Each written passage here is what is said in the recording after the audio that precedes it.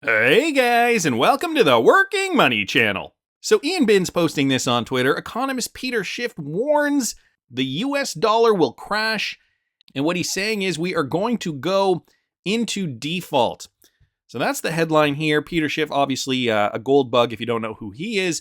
Gold bug and economist Peter Schiff shared his outlook for the US dollar in a podcast titled When This Sucker's Rally Ends, the Dollar Will Crash. And that was published last Saturday. He explained that the U.S. has major problems that will lead to the crash of the U.S. dollar. Referencing the situation in Britain, Schiff said that the UK is concerned about increasing debts. The country's debt to GDP ratio is around 85%, and former Prime Minister Liz Truss threatened to send British debt to GDP even higher. The Economist described noting that investors rightly dumped the pound. However, he added, they sold pounds for dollars. The irony is, they were buying dollars despite the fact that the United States has an even bigger debt problem. So you can see how this is, in this particular case, this particular example, it's a circular issue. And, people don't really know what they're doing. They're thinking, oh, the pound's going down, the US dollar's going up, I'll just buy US dollars. Not really thinking of the broader picture, not understanding how screwed basically the entire world is, and the fact that fiat currency everywhere is going to implode. The U.S. national debt is now above $31 trillion, and the government ran a $1.38 trillion budget deficit in the fiscal year of 2022. Schiff explained that the debt to GDP ratio in the U.S. is actually higher than 125%. When factoring in state and local debt, the ratio balloons to 140%, he detailed, elaborating, and here's the quote, we're in a much bigger fiscal mess than Great Britain, so selling pounds and buying dollars because you're worried that Britain has too much debt is jumping from the frying pan into the fire. Schiff stressed that it is ridiculous that people bought U.S. treasuries as a safe haven, adding that it is also absurd to sell a country's currency due to debt problems and buy a dollar when the U.S. has even more debt. So, giving this scenario and, suggesting to the listeners of the podcast that this is actually a worse problem, selling your British pounds into US dollars. The Economist proceeded to detail that there are only two possible ways that we can default, okay? The honest way and the dishonest way, but either is a disaster if you own US Treasury. Schiff continued, the honest way is just to admit that we can't pay and we default. We restructure the debt and we tell our creditors. However, he believes that politicians do not have the integrity to do this. But then there's the other way. He says they are going to take the coward's way out. They're going to print. They're going to inflate the debt away. It's crazy for anyone to believe that the Fed is going to succeed in reducing inflation back down to 2%. It cannot succeed. He further cautioned that if the Federal Reserve raises rates, the problem gets even bigger. His statement echoes a warning he made recently as the Fed's action could lead to market crashes, a massive financial crisis, and a severe recession. So here is what is happening now on the DXY. Because the dollar was gaining strength over other fiat currencies traditionally used in bigger economies, we had seen the strength of the US dollar continue to rise. You guys can see this very, very prominent higher lows here on the chart, and you can see higher highs as well. I don't have to circle all of them. I think you guys can probably make those out. So a very, very prominent bullish rally, dollar strength going up. I don't think that's any secret. But guys, look at what is happening now, okay? If I zoom in on this chart, you guys can see this. The first instant, and this is on the daily, by the way, the first instant of a lower low, okay, and a lower high. So this was the higher high. Now we have a lower high, double top in the micro trend. Now a lower low, okay, going below this level here. So could this be the end of dollar dominance? Are we going to see the dollar now collapse? The other thing I wanted to mention that I'm sure the blockchain backer would love to see here too is this, okay? Throwing this Fibonacci on the chart here. We did see the wicks go up to the 0.786, but by and large, the bodies of these candles hit the 0.702 and now are retracing. So dollar in turmoil, are these the first signs? And is Peter Schiff onto something? We cannot print ourselves out of this mess. I'm thinking, and a lot of economists are saying this, there's no real good way out of this predicament. We're going to have to just grin and bear it. And a lot of people are going to feel a lot of pain along the way. And so what is that even going to mean for your fiat dollars? If you live in the United States, well, you probably hold US dollars in your bank account. If you live in Canada, you probably hold Canadian dollars in your bank account. If you live in France, For example, you probably hold euro in your bank account, so on and so forth. But if all these fiat currencies are becoming devalued, what are people going to do next? What are governments going to do? Well, enter central bank digital currencies. This is one theory that, it's going to get so bad. And this is why, the central bank digital currency thing, I feel like we talk about it as if it is at the precipice and they're going to roll it out tomorrow. I don't actually think they're going to roll it out tomorrow. I think that this is a longer term plan for when this thing really does crash to the ground. And, I've talked about this concept on this channel in the past. One CBDC is not necessarily, guys, going to equal one US fiat dollar. So if you have $10,000 in your bank account, somebody's thinking, well, the programmability issue for central bank digital currencies, I don't like that so much. But, if the government says that they're not going to program the central bank digital currency and I can use it freely and there's no surveillance part of it, so let's just assume that that is the case. At no point has any government ever said that one CBDC is going to be worth one of your equivalent fiat dollars. So one US CBDC, at no point did any government say it was going to be worth one US dollar equivalent one-to-one peg. And that's the same across the board with the Canadian government, in Europe with the euro, the Great British Pound rolling out that central bank digital currency, or anywhere else. So this is partially why I say, guys, hedge with cryptocurrencies that solve problems, because even if we look at the XRP chart right now, this is still following the general crypto trend, bringing up the total market cap, same kind of trend that we've been seeing. Okay, so if fiat goes to the ground, we have, we hold cryptocurrencies that can at least alleviate some of that. Same with Bitcoin, right? All these trends are very, very similar. So fiat takes a dive into the dirt, whether it's the euro, the Great British Pound, the Canadian dollar, the US dollar, doesn't really matter. We're assuming all governments are on board with this and all fiat currencies are going to crash. You hedge with crypto. You can also hedge again with precious metals. Like I say, gold, silver, these are the kinds of things that are going to retain their value. And so back to this concept of the CBDC, no government has ever claimed that the CBDC is going to be pegged one-to-one to the US dollar. But guys, instead of holding US dollars or Canadian dollars or euros in your bank account, this is what I've been doing. Take a large chunk, put it into another hedge like crypto or gold. So when that CBDC does come around in a few years, and they're willing to give you one CBDC for every 10,000 US dollars that you have in your account, for the person that was only holding US dollars, well, they might be SOL.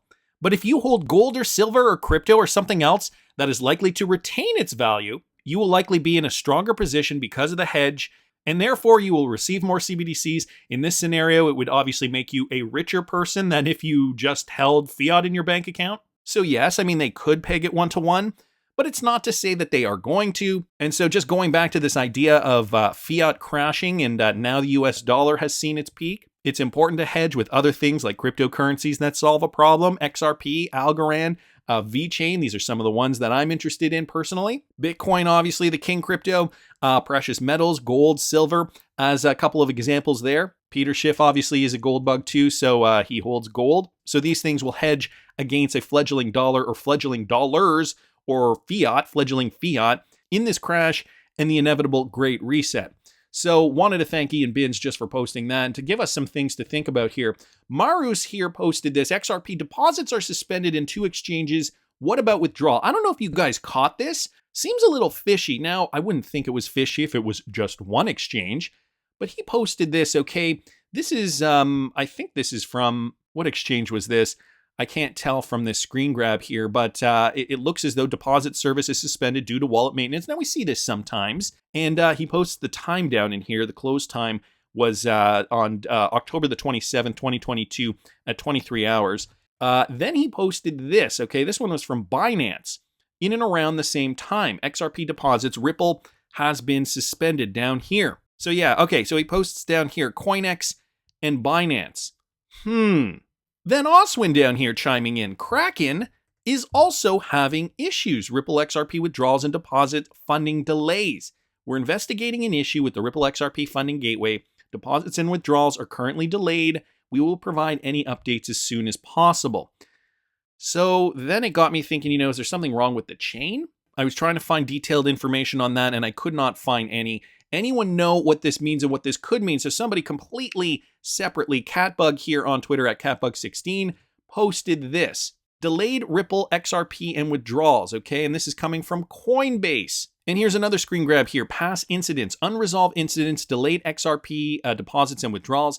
and then also delayed Polygon, Matic, ETH, and USDC deposits and withdrawals.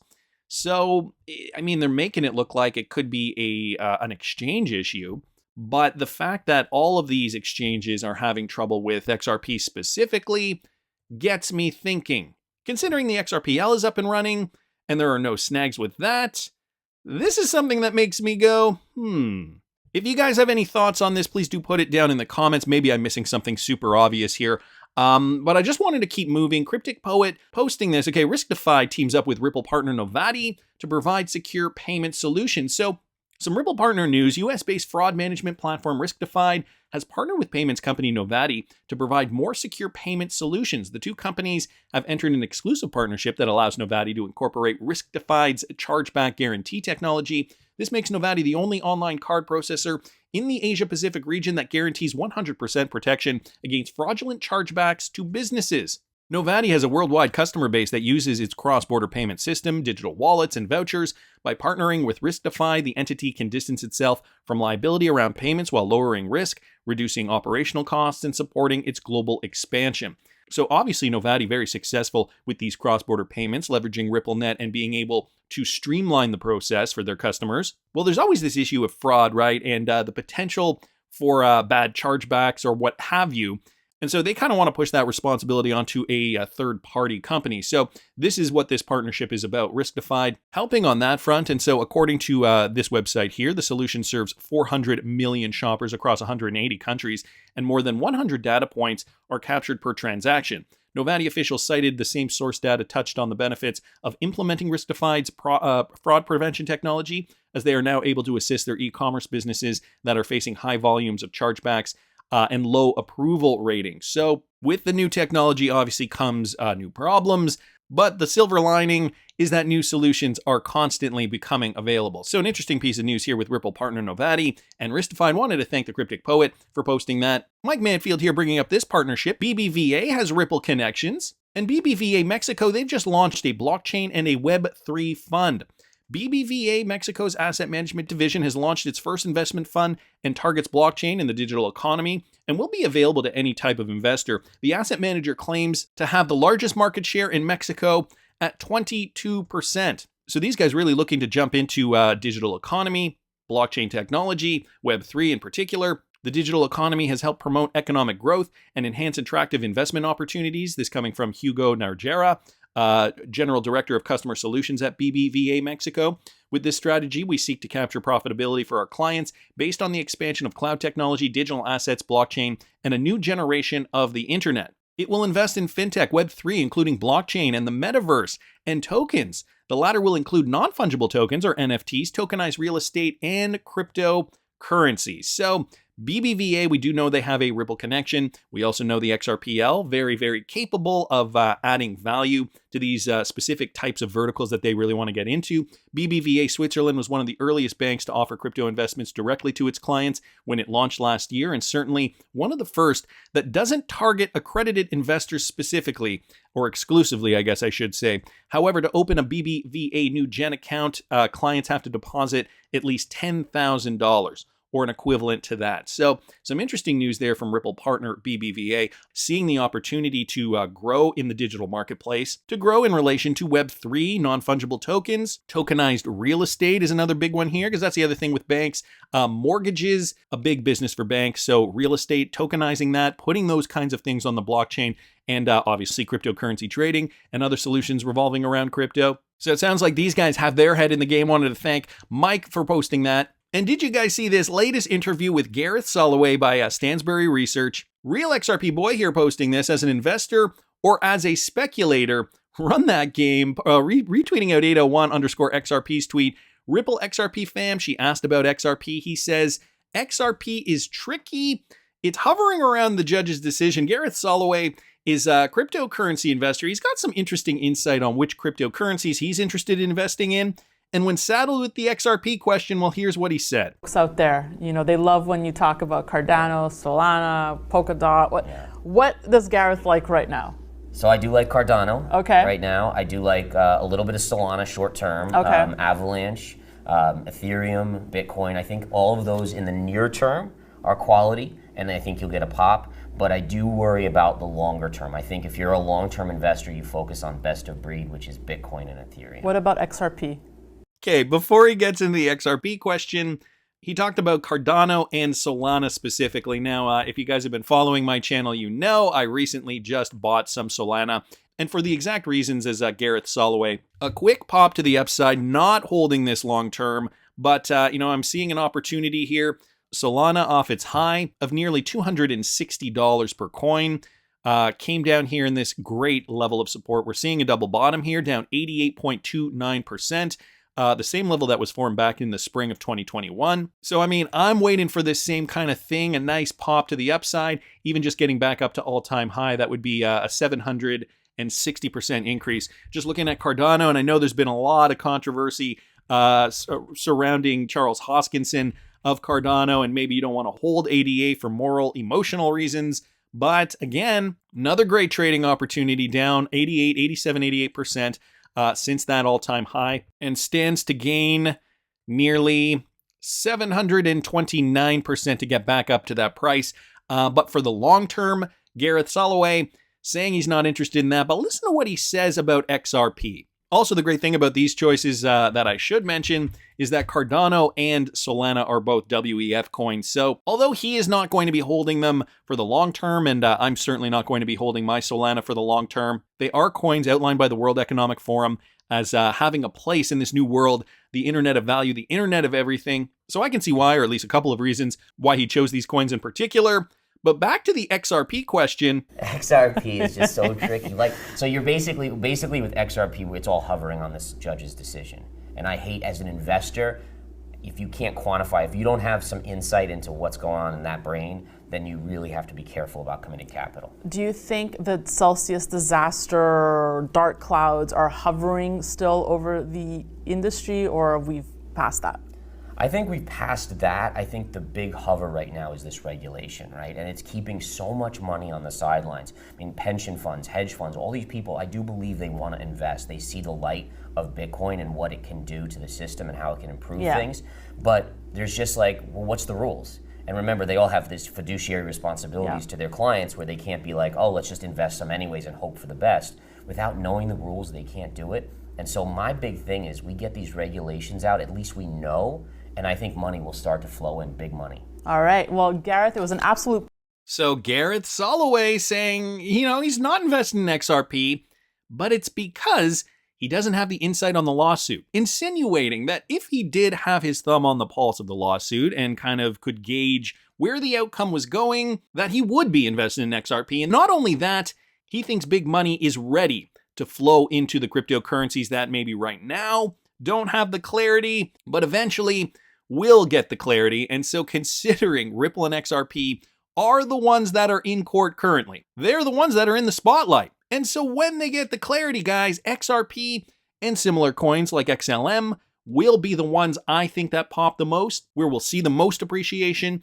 And although Gareth Soloway, he's a little reluctant, he's a trader, he's basing his trading on technical fundamentals. What he's basically saying without saying it is, since I'm not part of the XRP community and since I don't follow this coin as closely as some of you guys, I don't feel confident. If I had that same insight, maybe I would feel more confident. But to add to that, the fact that there is money on the sidelines ready to jump into coins with regulatory clarity, I think is the most exciting thing. It's ready to pop. It's just a matter of the clarity. That's just my opinion, but I want to hear what you guys think. Please subscribe to the channel if you haven't already. Like the video if you like the content I'm providing. I always love hearing your comments. See you in the next one, guys.